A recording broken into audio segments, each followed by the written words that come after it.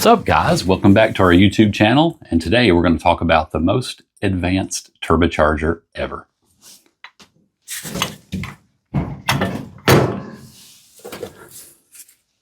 Not what you expected?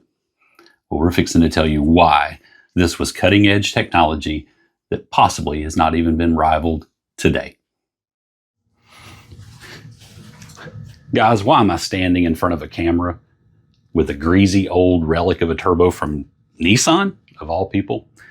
Well, what you probably don't know is in the turbo era, Nissan was arguably putting more time and effort into turbo development than every other manufacturer combined. This turbo packs so much technology, and I can't wait to share it with you. Let's dive into it and get it going. All right, guys, before we jump into all the tech that makes this turbo absolutely phenomenal, in my opinion, let's talk about why Nissan built it in the first place. Well, first off, it's a Hitachi turbo. It's not a Garrett. A lot of people think it's a Garrett because Nissan has been known to use Garrett for pretty much since the beginning of time. But this is a skunkworks project between Hitachi and Nissan, and it was developed for the RB25 NEO, which was found in the 1998 through 2004 R34 Skylines, the most popular chassis that we would know. Why did they build this? It's simple. They wanted the highest response, highest amount of efficiency turbo possible to give their little 2.5 liter inline six great bottom end torque, improved emissions, and just overall luxury drivability. Part number one, a ceramic turbine wheel. A lot lighter than your normal Inconel wheel. We'll get into some weights differences and some designs here in just a second. The center section was also ball bearing, very low resistance and easy to spool. And probably my favorite part.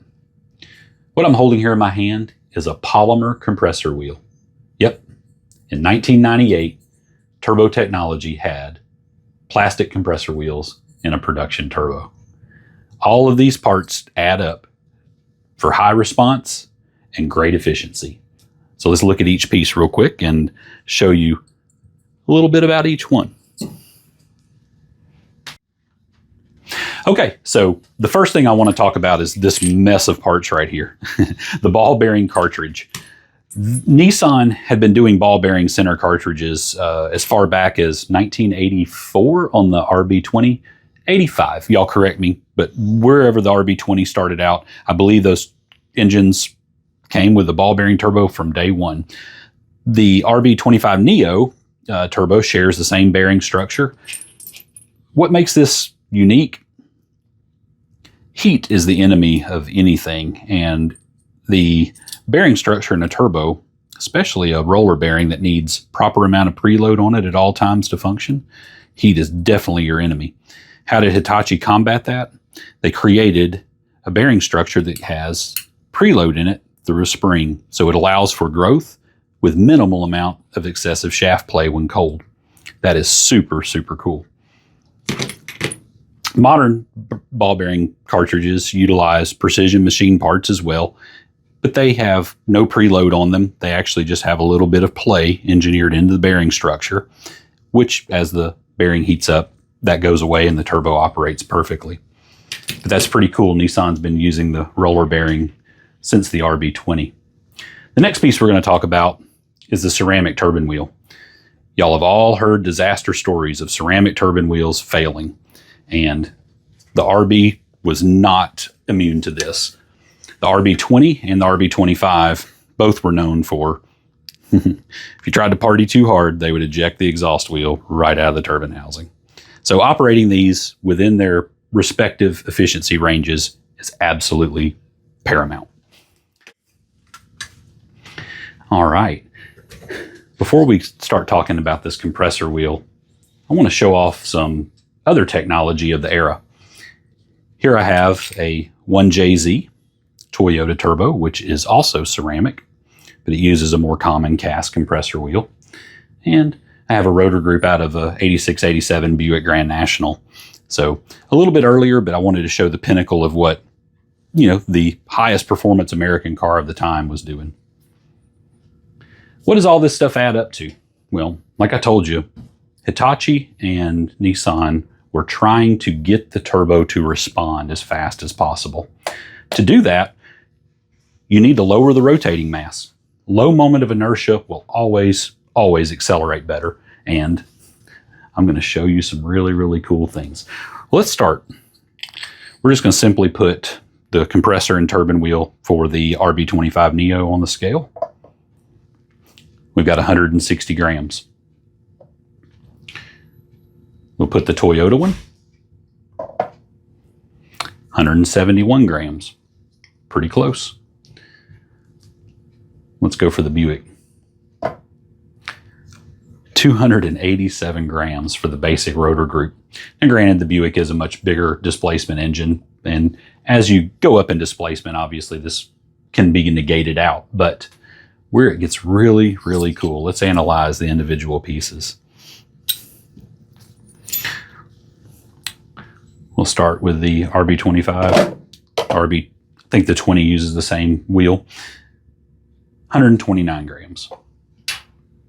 We'll go to the Toyota wheel. Whoa, 109 grams. Quite a bit lighter, but the Toyota also has a smaller shaft and its journal bearing. Probably most of the weight is coming from this shaft still has the bearing race pressed onto it, which is, you know, a hardened, pretty heavy piece of steel in order to resist wear. We'll throw the Buick one on there just to 193 grams for the Buick. All right, now the fun part. We'll save this one for last. Let's start with the Buick. It's obviously the biggest and the heaviest. 94 grams. We'll go to the 1J. 61 grams. Now for the Nissan. Wish you could just feel this. It is so ridiculously light. 31 grams. Let's put this into perspective. I have two modern forge milled wheels from BorgWarner. This one is out of the 2.3 liter EcoBoost. 52 grams. And then I've got one out of the 3.5 liter EcoBoost, like out of the F-150. 34 grams. Just look at the size difference, but how much lighter. 34 grams to 31 grams. So we got 3 grams less mass with this much more blade area. Now, this comes at a cost, and it's probably not the cost you're thinking about, but the cost we're thinking about here is reliability. The plastic compressor wheel is only going to take so much before it is going to have failure problems. So again, we see these hub burst and separate. We'll get them in from time to time that the turbine wheel will still be intact, but the compressor wheel is checked out. So again, making sure that you run these in their intended operating range is absolutely crucial. These turbos were cutting edge at their time. Are they the most advanced turbo ever? No. But were they for 1998? I would love for y'all guys to comment if you know of a turbo produced in this era on a production car that has more technology built into it than this.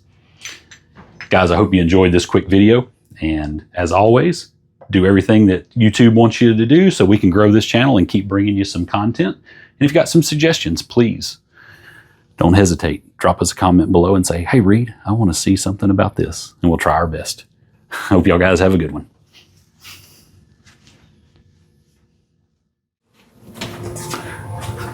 Do we need to put a disclaimer? Don't try this at home.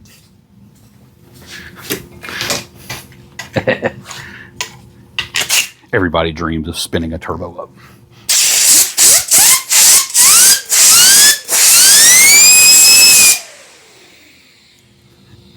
It's that old and just zings right up. It makes me laugh. It's ridiculous.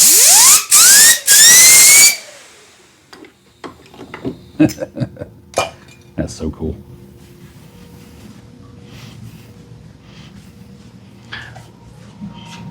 You don't have to follow me anymore. We're done. Turn it off.